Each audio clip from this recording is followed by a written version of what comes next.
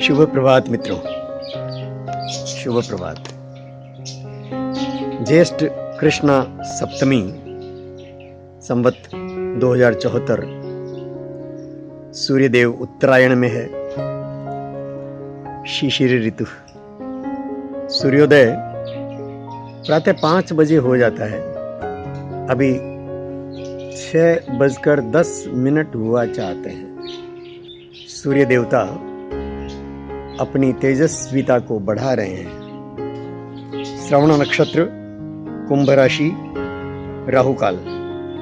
भद्रा प्रातः 5:15 बजे समाप्त हो गई। 18 मई 2017।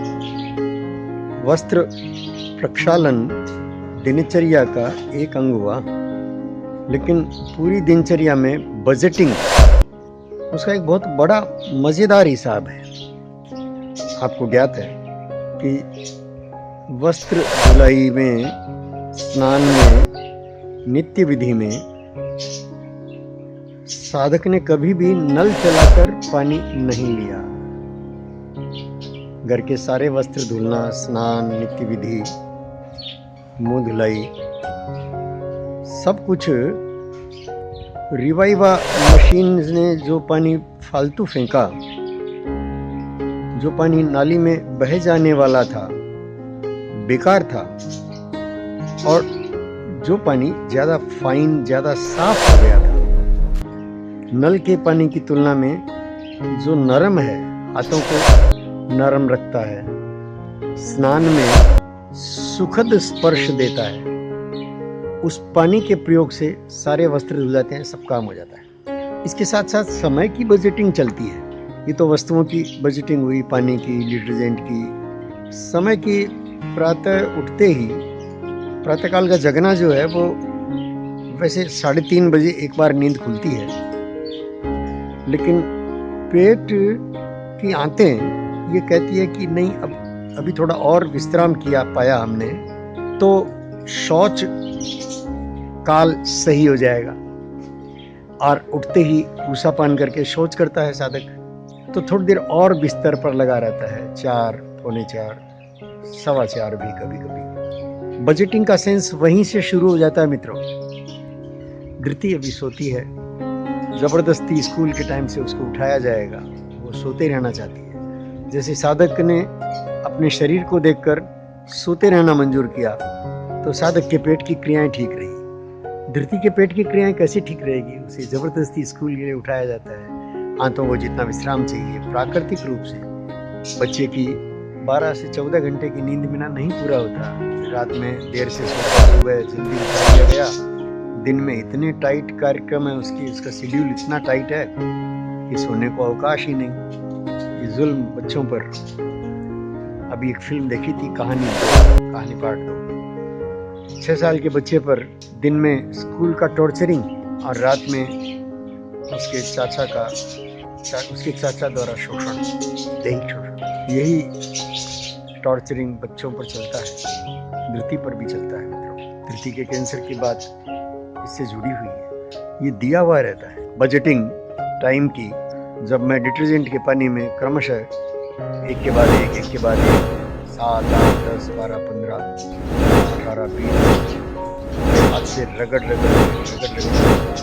निकालता हूँ और उन सारे कपड़ों को टब में रख देता हूँ, जिस टब में बैठकर मुझे स्नान करना है। मेरे स्नान के पानी से उन कपड़ों का पहला पानी निकल जाता है। स्नान का वही पानी है जो फिल्टर से आया है। वो कपड़ों को भी बहुत रास आता है, साधक के शरीर को भी रास आता है। कपड़े रखने के बाद उसी बड़े टब में मेरे बैठने की सीट रख करके वहां से स्नान लेता हूँ। स्नान रोज लगाने की जरूरत नहीं होती। कभी कभी एलोवेरा पूरा शरीर पर रगड़ा रहता है सुबह सुबह। वो एलोवेरा कपड़ों में जाए, खुशबू हो जाती है कपड़ों में अपने आप कलप लग जाती है, कपड़ों की आप बढ़ जाती है, कपड़ों की उम्र बढ़ जाती है मित्रों। बजटिंग चलता है ये बजटिंग।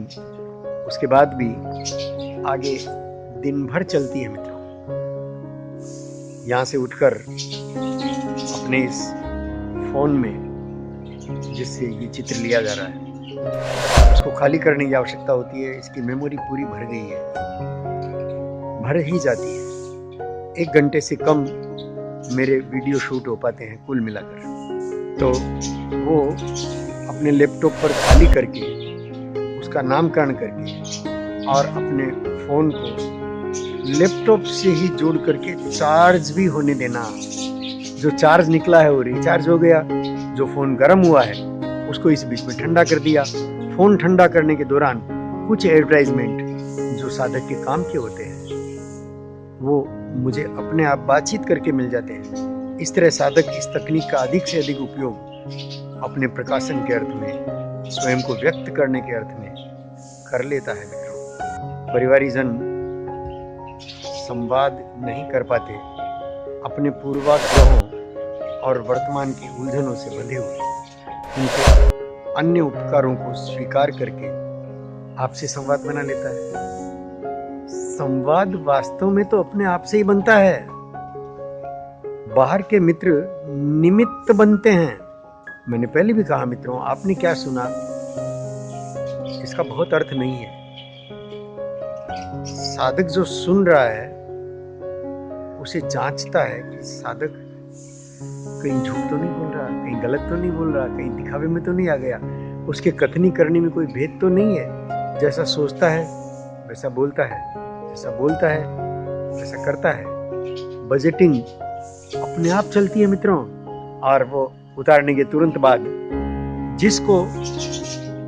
जिस वीडियो को मुझे आपके साथ बांटना है, फेसबुक पर, ट्विटर पर, यूट्यूब पर, उनको कनेक्ट करके, और जब तक यूट्यूब पर चढ़ने में समय लेती है 5 मिनट की, तब तक मैं उसके योग्य वापस दोबारा सुनकर लिख लेता हूँ। उधर ये चढ़ता रहता है यूट्यूब पर, मैं अपने ही कहे को अपने लैपटॉप पर वापस सुनते हुए उसके अनुकूल जो वर्णन फेसबुक पर या यूट्यूब पर मुझे लिखना है, उसका परिचय, उसकी टैगिंग, वो सारा उस बीच में बहुत आसानी से हो जाता है मित्रों। साथ साथ मैंने क्या कहा उसकी जांच हो जाती है। अगर कहीं भी लगता है कि नहीं ये बात अच्छी तो है पर सच्ची नहीं है, मेरे व्यवहार में नहीं आई है, आचरण में नहीं उतरी है अभी, उस टुकड़े को रोक लेता है साधक। दोबारा जांचता है साधक, अभी उस टुकड़े को एडिट करने की तकनीक जाना नहीं है, इसलिए उस टुकड़े को अपने एक अलग से स्टोरिंग रख रखा है, अलग से फोल्डर बना रखा है, उस फोल्डर में रख देता हूँ। बार बार जांचना, वापस जांचता हूँ तो धीरे धीरे वही बात सुन करके देखता हूँ कि नहीं, सरल है, आचरण में उतारना मुश्किल नहीं है।